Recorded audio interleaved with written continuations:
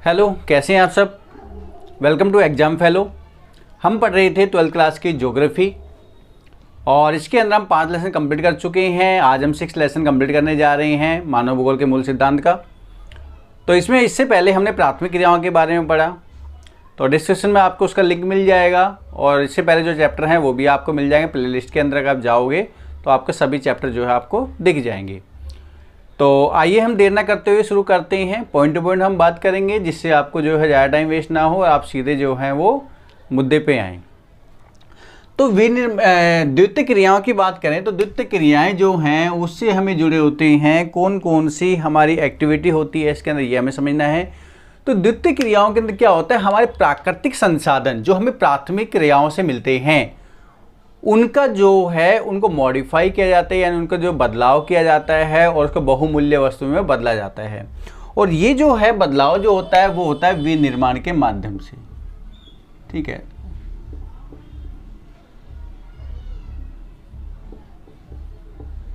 विनिर्माण के बारे में इसके अंदर हम पढ़ेंगे कि विनिर्माण जो होते हैं वो कौन कौन से होते हैं और उसमें कौन कौन से प्रकार हैं, वो सब चीज़ें। तो इसमें जो है कच्चे माल को बहुमूल्य वस्तु में बदलना है, मूल्यवान वस्तु में बदलना होता है।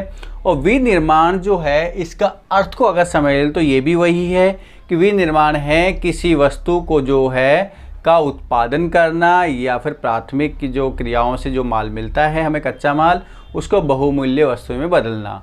जैसे कि अगर कृषि से हमें कोई पदार्थ मिल रहा है तो उसको जो है उद्योगों में उसमें काम में आ रहा है कच्चे माल के रूप में। खनन से जो अगर मान लो कोई हमें खनिज प्राप्त हो रहे हैं वो उद्योगों में काम में आ रहे हैं, तो द्वितीय क्रियाएं हो गई वो।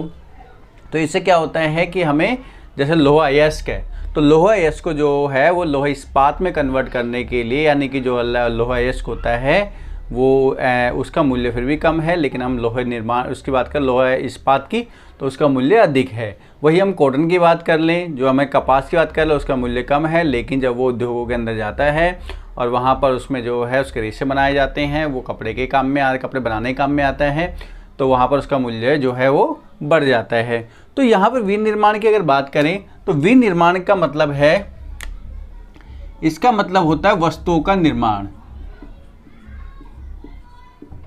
ठीक है, विनिर्माण का मतलब है वस्तुओं का निर्माण। इन वस्तुओं का हम निर्माण करते हैं और इसमें जो है एक सुई से लेकर एक हवाई जहाज तक सभी प्रकार के जो है इसमें उद्योग शामिल हो जाते हैं, निर्माण शामिल हो जाते हैं। इसमें अगर बात करें तो एक जो है वो ठीक है हस्तशिल्प से लेकर और बड़े पैमाने के जो उद्योग होते हैं यानी कि विमान निर्माण तक, ठीक है, विमान निर्माण तक जो है वो सारे हमारे विनिर्माण के अंतर्गत आते हैं। ठीक है, ये वाली जो है यहाँ से लेकर यहाँ तक, यानी जो है एक अगर हम बात करें कि एक खिलौने से लेकर जब खिलौना हम बनाते हैं, खिलौने लेके जो अंतरिक्ष यान बनते हैं, इसके अलावा जो भी हमारे मोटर गाड़ी बन रही है या इसके अलावा जो भी हमारी इंडस्ट्रियों में जो चीज़ बन रही है वो सारी हमें इसके अंतर्गत देखने को हमें मिलती है। ठीक है, तो हम जो है विनिर्माण के अंतर्गत जो बड़े पैमाने के उद्योग हैं उसकी हम कुछ विशेषताएं समझ लेते हैं। तो बड़े पैमाने के उद्योग से पहले जो है हम ये देख लेते हैं उद्योगों को जो है कितने प्रकारों में बांटा जाता है। तो उद्योगों में जो है वहाँ के कार्य के हिसाब से अलग अलग प्रकारों में बांटा जाता है।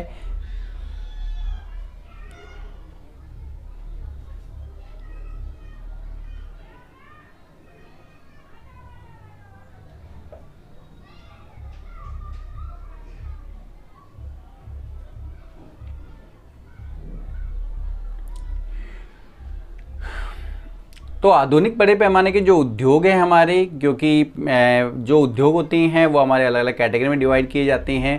कुछ होते हैं हमारे घरेलू उद्योग होते हैं जो घर में काम किए जाते हैं, कुछ हमारे मिडल जो होते हैं यानी कि जो है मध्यम स्तर के होते हैं, कहते हैं इसको छोटे पैमाने के उद्योग कह सकते हैं, और इसके अलावा बड़े पैमाने के उद्योग। तो जो भी अगर आज की अगर बात करें दिनचर्या की आधुनिक अगर समय की बात करें तो आधुनिक समय में जो है बड़े पैमाने के उद्योग जो है वो अधिक प्रचलित है।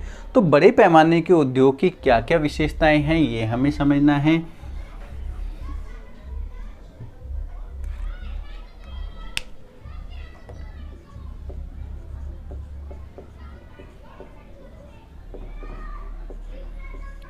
बड़े पैमाने के उद्योग, उद्योगों की विशेषताएं।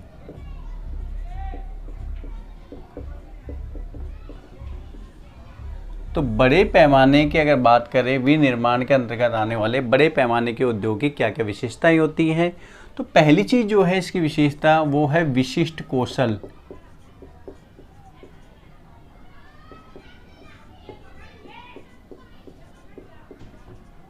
अगर हम विनिर्माण उद्योग की बात करें तो विनिर्माण उद्योग के अंदर बड़े पैमाने के जो उद्योग हैं वहाँ पर जो है कौशल का विशिष्टीकरण होना बहुत ज़रूरी है।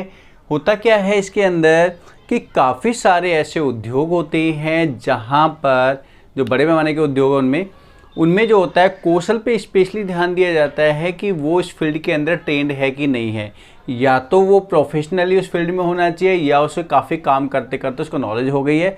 या फिर हम देखते हैं कि जो बड़े पैमाने के उद्योग है, बड़े पैमाने के उद्योग में क्या होता है कि जिस कोई अगर एक व्यक्ति है वो एक काम को कर रहा है तो काफ़ी समय तक उस काम को करते करते करते करते वो काफ़ी जो है उसके अंदर निपुण हो जाता है और उस काम को जो है वो बड़े आराम से कर सकता है। तो उसमें क्या होता है उसको कौशलता मिल जाती है वो कार्य करने के लिए। तो उसमें क्या होता है कि वो काम को बड़ी आसानी से कर सकता है और बड़ी जल्दी कर सकता है। वही अगर दूसरा व्यक्ति आता है, जैसे अगर हम छोटे पैमाने के उद्योग की बात करें, कुटीर उद्योग की बात करें, तो उसमें क्या होता है लेबर कम होती है और उसमें स्पेशलिस्ट नहीं होते। उसमें क्या होते हैं कि सारे जो है काम वो जो मिलके ही करते हैं। लेकिन इसमें क्या होता है, जैसे कि अगर बात करें शर्ट की बात करें, तो अगर मान लो कोई एक्सपोर्ट की फैक्ट्री है या फिर मतलब जहाँ पर जो है वो मैन्युफैक्चर हो रही है शर्ट, तो वहाँ हम देखेंगे कि जैसे कॉलर बनाने वाले कोई हैं, अगर एक मान लो कारीगर कॉलर बना रहा है तो वो जो है वो कंटिन्यू कॉलर बनाता रहे। कॉलर बनाने में इतना एक्सपर्ट हो जाता है कि और जो है व्यक्ति अगर वहाँ पर एक कॉलर बनाने का 15 मिनट लेता है तो वहाँ उसको जो है 2 से 3 मिनट के अंदर वो बनाया था, क्योंकि वो उसी के अंदर परफेक्ट हो जाता है। इसके अलावा अगर नेक्स्ट हम देखें तो नेक्स्ट जो है हमारा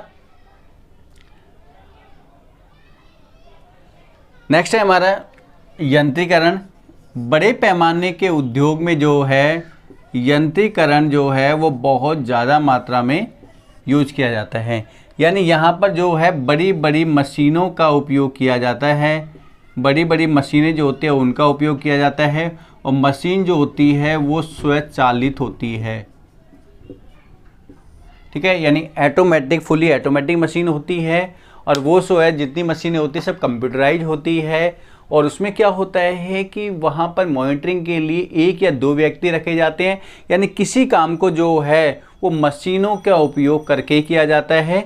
सारी मशीनें कंप्यूटराइज होती है, सब संचालित ऑटोमेटिकली होती है। मॉनिटरिंग के लिए 2-3 व्यक्ति वहाँ रखे जाते हैं और यहाँ पे सोचने समझने का सारा जो काम है एक बार कमांड दे दी जाती है, उसके बाद सारा जो है वो मशीन करती रहती है।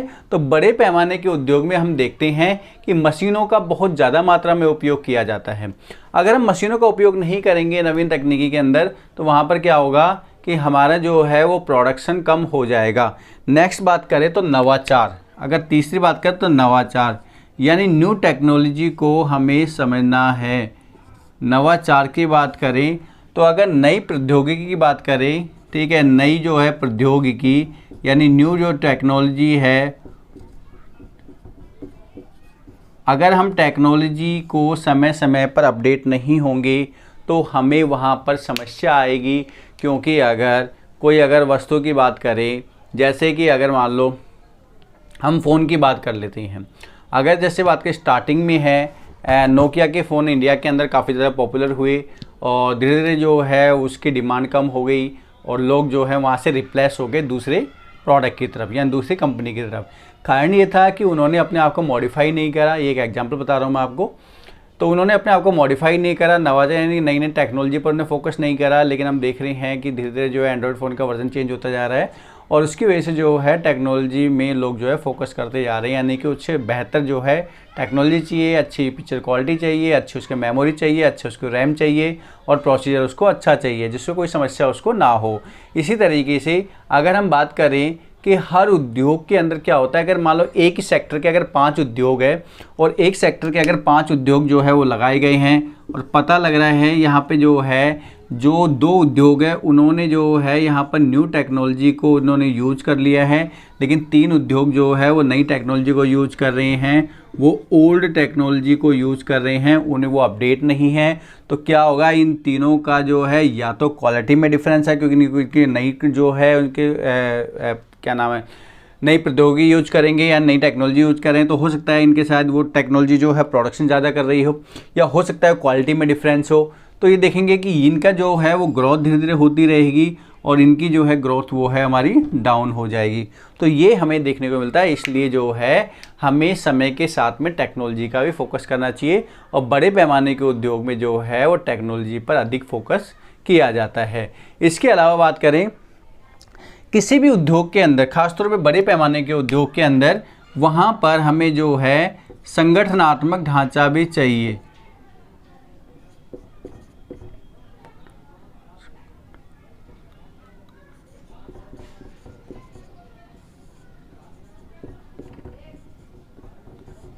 यानी कि जो है हमें एक ऑर्गेनाइजेशन बनाना पड़ता है, इसके अलावा जो है हमें एक जो है स्ट्रक्चर बनाना पड़ता है जो हर लेवल पे अलग अलग व्यक्ति काम करते हैं।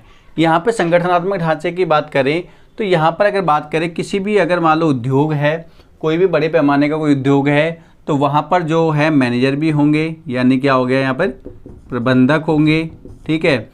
इसके अलावा किसी भी चीज़ के अंदर जो है अगर मान लो कि बड़े पैमाने के उद्योग है तो वहाँ पर हम टेक्नोलॉजी का यूज़ करेंगे, मशीनों का यूज करेंगे, तो वहाँ पर जो है वो इंजीनियर भी होने चाहिए, ठीक है।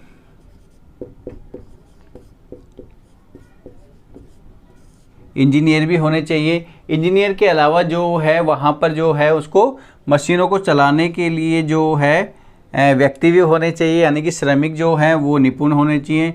श्रमिक जो हैं वो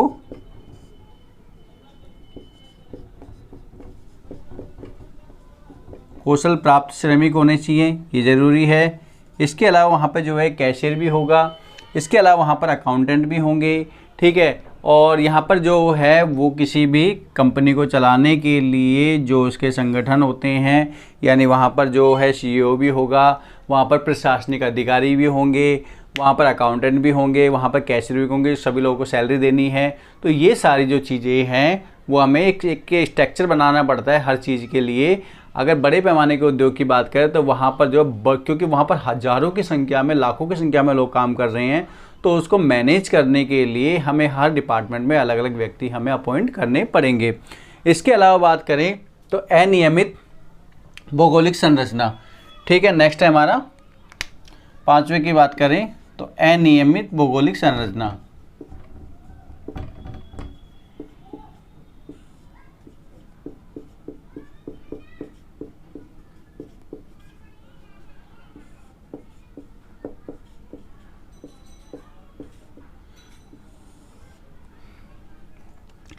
यानी कि अगर हम फिजिकल फैक्टर देख लें तो अनियमित भौगोलिक संरचना ये है कि अगर पूरे विश्व की बात करें तो पूरे विश्व में हमें जो है उद्योग सभी जगह इस्टेब्लिश नहीं मिलते, कहीं कहीं पर वो जो है उद्योग मिलेंगे और कहीं पर उद्योग हमें नहीं मिलेंगे।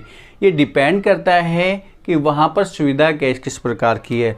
अगर हम बात करें तो जो है विश्व में अगर 10%, ठीक है, स्थानों पे ही हमें क्या मिलता है, उद्योग मिलते हैं, यानी 10% स्थान पर ही उद्योग मिलते हैं पूरे विश्व में। और उसके अलग अलग कारण हो सकते हैं, किसी देश की आर्थिक, किसी राजनीतिक जो है स्थिति, ये भी डिपेंड करती है कि वहाँ की आर्थिक स्थिति कैसी है या राजनीतिक स्थिति कैसी है। अगर वहाँ पर आर्थिक स्थिति स्ट्रॉन्ग है किसी देश की तो वहाँ पर उद्योग को जो है वो ज़्यादा प्रोत्साहित करेंगे। इसके अलावा जो है क्योंकि उद्योग के लिए काफ़ी ज़्यादा पैसों की आवश्यकता पड़ती है, धन की आवश्यकता पड़ती है। इसके अलावा राजनीतिक जो है विचार कैसे हैं, वहाँ की राजनीतिक पार्टियाँ क्या चाहती हैं, उनकी पॉलिसी किस प्रकार की है उस देश की, ये डिपेंड करता है। इसके अलावा जो है वहाँ पर ये भी डिपेंड करता है कि वहाँ पर लोगों की डिमांड कैसी है। अगर लोगों की जिस प्रकार की डिमांड होगी या विश्व के किसी देश में डिमांड होती है तो वहाँ उसी प्रकार के उद्योग जो है इस्टेब्लिश किए जाते हैं। इसके अलावा अगर बात करें जैसे भौगोलिक, क्योंकि कारण ये है 10% इसलिए है क्योंकि हमें जैसे प्राथमिक क्रियाओं की बात करें, अगर हमें ज़्यादा ज़मीन चाहिए और यहाँ पर जो है वो हमारे 15 से 20 व्यक्ति अगर काम कर रहे हैं, जैसे अगर हम अमेरिका की एग्जांपल की बात करें कि अमेरिका में मक्का पेटी है, या फिर हम कोई भी जो है भारत की बात करें, भारत में जो है सिंधु गंगा का जो मैदान है वहाँ पर कृषि कार्य किया जाता है, तो वहाँ पर जो है भूमि की जो कृषि के लिए हमें भूमि की बहुत ज़्यादा आवश्यकता पड़ती है, क्योंकि यहाँ पर हमें जो है ज़्यादा जगह चाहिए। लेकिन वही अगर हम उद्योग की बात करें तो वहाँ पर जो है वो छोटे से क्षेत्र के अंदर जो है वो लाखों लोग काम कर रहे होंगे, हज़ारों लोग यहाँ पर काम कर रहे होंगे और हज़ारों लोगों को यहाँ पर जो है वो रोज़गार मिलेगा। लेकिन यहाँ से 15 से 20 लोगों को यहाँ पर रोज़गार मिलता है। तो इसलिए जो है विकसित देशों के अंदर जो है, या फिर जहाँ पर अगर उद्योग स्थापित हो जाते हैं तो वहाँ धीरे धीरे जो है जनसंख्या भी बढ़ने लगती है, क्योंकि वहाँ पर अधिक जो है जनसंख्या की हमें आवश्यकता पड़ती है, लोगों की आवश्यकता पड़ती है श्रमिकों के रूप में। तो यहाँ से अगर बात करें 15 से 20 श्रमिकों जो है होंगे, लेकिन यहाँ पर हज़ारों या लाखों श्रमिक वहाँ पर काम करेंगे बड़े पैमाने की बात करें तो। इसके अलावा नेक्स्ट है हमारा बड़े पैमाने के उद्योग को प्रभावित करने वाले कारक।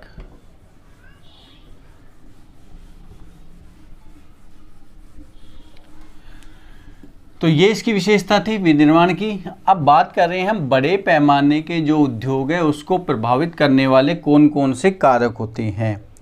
तो बड़े पैमाने के उद्योग को प्रभावित करने वाले कारक, ये हेडिंग लिख सकते हैं आप।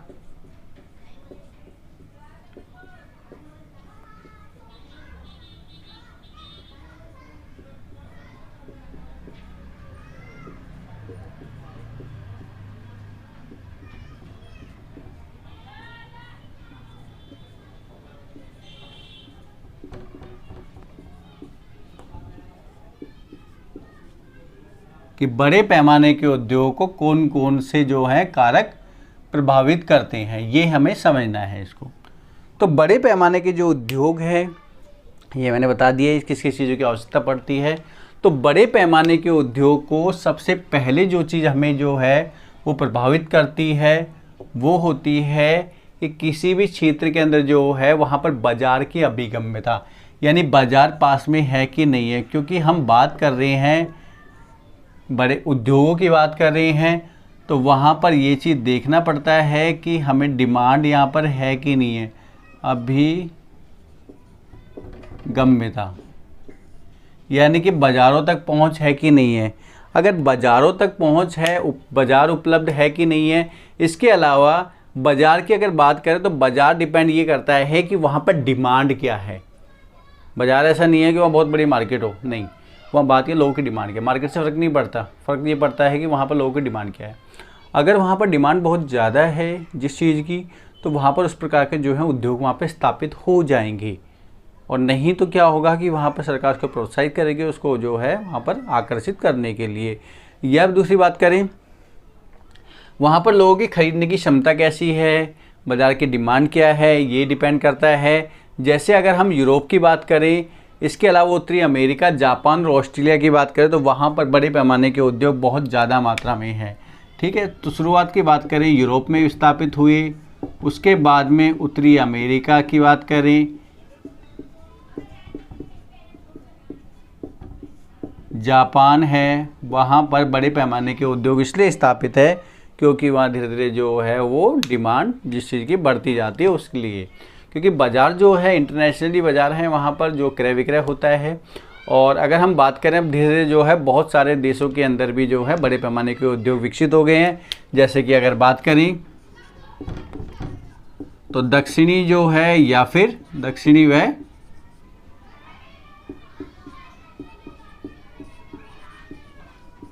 दक्षिणी पूर्वी एशिया, इसमें कारण क्या है कि यहाँ पर जनसंख्या अधिक है और जनसंख्या अधिक होने की वजह से जो है यहाँ पर श्रमिक जो है हमें आराम से उपलब्ध हो जाते हैं, जिसकी वजह से बड़े पैमाने के उद्योग विकसित हो गए हैं। लेकिन साथ साथ बात करें श्रमिकों की बात भी है, लेकिन जनसंख्या अधिक होगी तो यहाँ पर क्या होगा, यहाँ पर जो है डिमांड हमारी बढ़ जाएगी। डिमांड जो है यानी मांग जो है क्या होगी, मांग अधिक होगी। जब मांग अधिक होगी तो वहाँ पर जो है उद्योग स्थापित हो जाएंगे। इसके अलावा नेक्स्ट हम बात करें, दूसरा है हमारा कच्चे माल की प्राप्ति।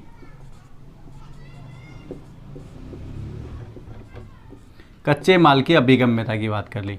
कच्चे माल जो है, लिख देता हूँ इसमें अभिगम्यता, यानी कि जो है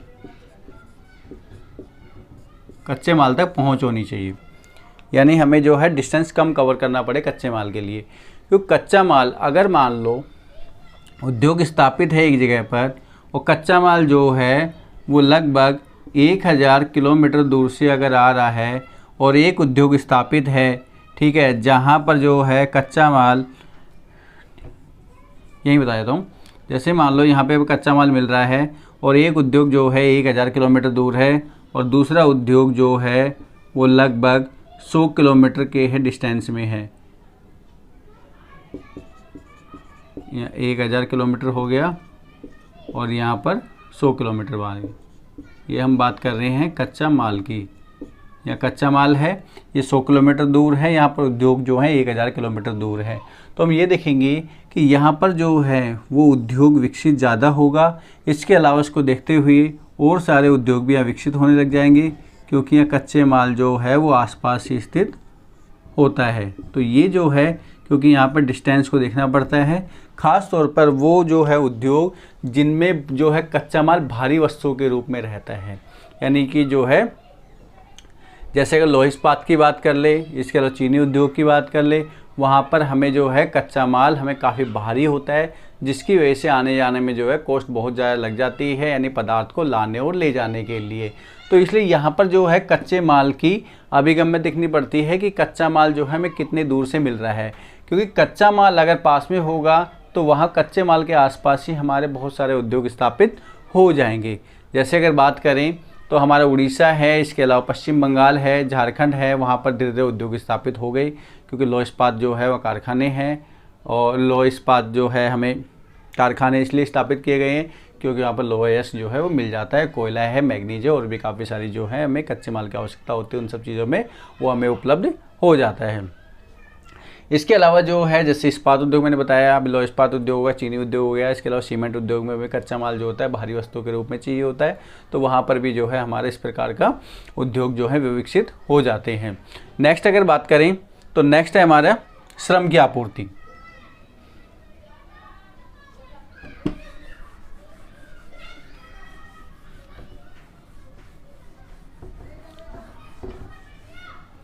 तीसरा हमारा पॉइंट है श्रम,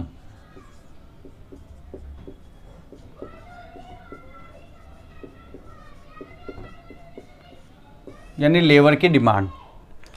अगर वहाँ पर लेबर, क्योंकि किसी भी बड़े पैमाने के उद्योग को चलाने के लिए हमें जो है काफ़ी ज़्यादा मात्रा में श्रमिक भी चाहिए। अगर श्रमिक नहीं होंगे तो बड़े पैमाने उद्योग को संचालित करना बहुत मुश्किल हो जाएगा, क्योंकि वहाँ पर हज़ारों की संख्या में लोग काम करते हैं और हज़ारों की संख्या में लोगों को अपॉइंट करना बहुत मुश्किल पड़ जाता है जहाँ पर जनसंख्या कम है। तो जिन क्षेत्रों के अंदर जनसंख्या अधिक होती है वहाँ पर उद्योग को स्थापित करने में ज़्यादा समस्या नहीं आती, क्योंकि श्रमिक काफ़ी आराम से उपलब्ध हो जाते हैं।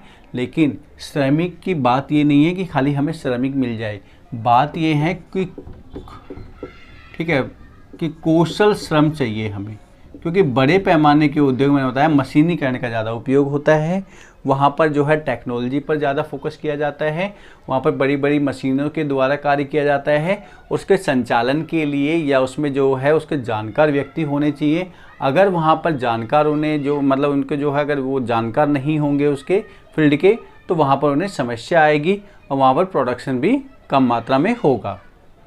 इसके अलावा नेक्स्ट है हमें फोर्थ पॉइंट है शक्ति का साधन, यानी एनर्जी सोर्स क्या है।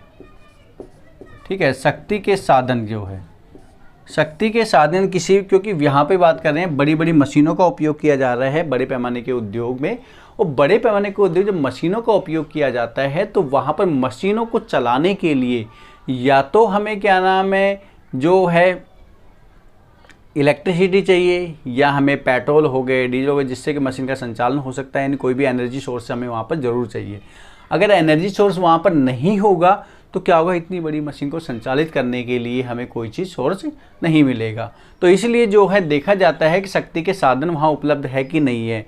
अब शक्ति के साधन अगर जहाँ पर उपलब्ध होंगे तो वहाँ पर मशीनों को जो है वो बड़े आराम से इस्टेब्लिश किया जा सकता है, मशीनों को संचालन करने में कोई समस्या नहीं आती है। ठीक है, अगर बात करें जैसे कि काफ़ी सारे उद्योग हैं, अगर हम जैसे अगर लोहे उद्योग की बात करें, ठीक है, लोहे इस्पात उद्योग की बात करें, ठीक है, एग्जाम्पल के तौर पे लोहा इस्पात उद्योग है, तो लोहा इस्पात उद्योग में लोहे को गलाने के लिए, ठीक है, गलाने के लिए हमें एनर्जी चाहिए, हीट चाहिए होती है, या तो हमें वहाँ पे जो हीट देने के लिए कोयला चाहिए, या फिर हमें कोई भी जो है भट्टी को गर्म करने के लिए हमें जो है पेट्रोल या डीजल या जो भी चीज़ें हमें एनर्जी का सोर्स हमें चाहिए होता है, वो जरूरी इलेक्ट्रिसिटी हो तो वो हमें ज़रूर चाहिए। तो वहाँ पे क्या होगा, जब लोहे गलेगा और लोहा गलने के बाद में अलग अलग रूपों में उसको ढाला जाएगा, तो ये जो है वहाँ पर एनर्जी की सोर्स बहुत ज़रूरी है। इसके अलावा अगर हम बात करें सूती वस्त्र उद्योग में, तो सूती वस्त्र उद्योग में भी मशीनों को संचालित करने के लिए हमें जो है मशीनों की आवश्यकता पड़ती है, और मशीनों के लिए हमें जो है एनर्जी सोर्स भी हमें चाहिए होता है। इसके अलावा नेक्स्ट है हमारा 5वां पॉइंट, परिवहन के साधन। ठीक है, परिवहन के साधन जो है यानी ट्रांसपोर्टेशन रिसोर्सेस हमें जो है वहाँ पे चाहिए, क्योंकि ट्रांसपोर्ट इसलिए चाहिए व्यक्तियों को लाने ले जाने के लिए, क्योंकि इतनी बड़ी जो इंडस्ट्री को चलाने के लिए, बड़े पैमाने के उद्योग को चलाने के लिए बहुत सारे श्रमिकों की आवश्यकता पड़ती है, और श्रमिकों के आने जाने के लिए हमें परिवहन के साधन होने चाहिए। लेकिन इससे भी ज़्यादा इम्पोर्टेंट क्या है, कच्चे माल को लाने और ले जाने के लिए परिवहन के साधन बहुत ज़्यादा इम्पॉर्टेंट है। तो कच्चे माल की यहाँ श्रम परिवहन के साधन हमें क्यों चाहिए, इसके अलावा जो है कच्चे माल के लिए, ठीक है, कच्चे माल के लिए चाहिए। नेक्स्ट है हमारा उत्पादन को बाज़ारों तक ले जाने के लिए, ठीक है, उत्पादन को बाज़ारों तक ले जाने के लिए कच्चे माल, इसमें परिवहन के साधन चाहिए। इसके अलावा श्रमिकों के आवागमन के लिए कच्चे माल हमें क्या परिवहन के साधन चाहिए। तो इन सब चीज़ों के लिए हमें जो है परिवहन के साधन उपलब्ध होने चाहिए। परिवहन के साथ की बात करें, दूसरा है हमारा संचार के साधन। परिवहन और संचार के साधन दोनों चाहिए। यहाँ पर संचार के साधन इसलिए चाहिए क्योंकि वहाँ पर जो है बाज़ारों से भी संपर्क रखना पड़ता है इंडस्ट्री के अंदर। इसके अलावा जहाँ से कच्चा माल ला रहे हैं तो कच्चे माल से के स्रोत हैं वहाँ से भी संपर्क रखना पड़ता है, और काफ़ी सारे जो है क्षेत्रों में आपस में संपर्क रखना पड़ता है, जिसकी वजह से उद्योग संचालित करने में कोई समस्या ना हो। तो कम्युनिकेशन भी चाहिए वहाँ पर, क्योंकि एक दूसरे से संपर्क करने के लिए, और बहुत बड़ी इंडस्ट्री होती है, बहुत बड़ी इंडस्ट्री में बहुत सारे अलग अलग यूनिट होते हैं, तो वहाँ पे एक यूनिट से दूसरे यूनिट में संपर्क करने के लिए भी वहाँ पे कम्युनिकेशन बहुत ज़्यादा ज़रूरी हो जाता है। इसके अलावा नेक्स्ट है हमारा यहाँ पे श्रम हो गया, शक्ति हो गया, परिवहन के साधन हो गया, इसके अलावा संचार के साधन हो गया, और इसके अलावा हमें चाहिए वहाँ पर हाँ सरकारी नीतियाँ। क्योंकि किसी भी देश की सरकारी नीति बहुत ज़्यादा डिपेंड करती है उद्योगों को स्थापित करने के लिए। किसी भी देश की अगर वहाँ पर सरकार की नीति ये है कि वहाँ पर उद्योग को इस्टेब्लिश करना है, उद्योग को ज़्यादा विकसित करना है, तो वहाँ पर उद्योगों के लिए वो कुछ जो है वो बेनिफिट देगी, और उद्योग संचार इस्टेब्लिश करने के लिए जो है काफ़ी सारी सहायता भी वो करेगी। लेकिन वहीं अगर ऑपोजिट अगर बात कर लें, किसी भी देश की अगर मान लो वहाँ पर जो है सरकार उद्योगों को नहीं चाहती है, वहाँ पे ये चाहती है कि उद्योग जो है वो ज़्यादा विकसित ना हो, तो वहाँ वैसे भी उसका विकास नहीं हो पाएगा उस देश का। तो इसलिए सरकार की नीतियाँ बहुत ज़्यादा डिपेंड करती है। तो इसलिए सरकार क्या कर रहे हैं, कुछ जो है सरकारी नीति क्या करती है कि वहाँ पर कुछ विशिष्ट क्षेत्र बनाती है, यानी स्पेशल जोन बना देती है। स्पेशल जोन क्या कि वहाँ पर औद्योगिक प्रदेश विकसित कर देती है।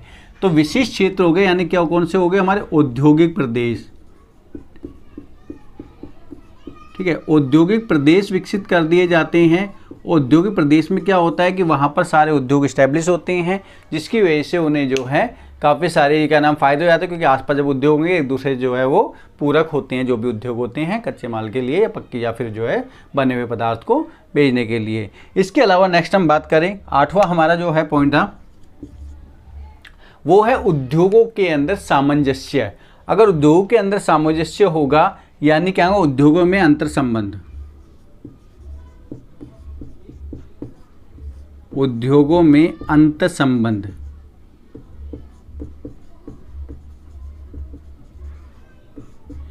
उद्योग जो होते हैं एक दूसरे के पूरक होते हैं। जैसे लोह इस्पात उद्योग, तो लोह इस्पात उद्योग जो है वो हर उद्योग का एक आधार का काम करता है। वो इसलिए आधार काम करता है क्योंकि हर उद्योग के अंदर जो है हमें मशीनों की आवश्यकता होती है, और मशीनें जो हैं वो लोहे की होती हैं, और लोह इस्पात जो है उसका आधार होता है मशीनों के लिए। तो इसलिए सभी उद्योगों के जो है आधार का रूप में लोह इस्पात उद्योग होता है। इसके अलावा कई बार क्या होता है कि हमें जो है कच्चे माल के रूप में जो है किसी इंडस्ट्री पर डिपेंड रहना पड़ता है, किसी उद्योग पर डिपेंड रहना पड़ता है, तो वहाँ से कच्चे माल की प्राप्ति हो जाती है। तो इसलिए जो है एक उद्योग दूसरे उद्योग का जो है वो एक पूरक के रूप में काम करता है। काफ़ी सारे ऐसे उद्योग हैं जहाँ पे कच्चा माल जो है अन्य उद्योगों से लेना पड़ता है। जैसे नॉर्मल सी बात, मैंने अभी एग्जाम्पल बताया आपको फ़ोन कॉल का, तो फ़ोन कॉल की नहीं, मतलब फ़ोन की बात कर रहा हूँ मैं, जो हमारा इंस्ट्रूमेंट है। तो फ़ोन जो है हमारे पास में, तो फ़ोन में जो है बॉडी जो होगी मेटल या प्लास्टिक की बॉडी है, तो वो ये तो है नहीं कि वो मैन्युफैक्चर करेंगे, वो क्या नाम है किसी थर्ड पार्टी को देते हैं, तो वहाँ पर वो मैन्युफैक्चर होगी और बॉडी जो है प्लास्टिक की या फिर जो है उसमें जो भी मेटल की होगी, तो फिर वो जो है वहाँ पे ले जाते हैं। इसी प्रकार से अगर हम बात करें जो गाड़ी के अलग अलग पार्ट्स बनते हैं, तो वो सब अगर टायर कहीं और से लेना है, तो ये जो है एक दूसरे के पूरक होते हैं ये। तो ये तो है हमारे उद्योग को प्रभावित करने वाले कारक। तो हम टोटल जो है 8 कारक हम यहाँ पढ़ चुके हैं उद्योगों को प्रभावित करने वाले जो कारकों में, ठीक है।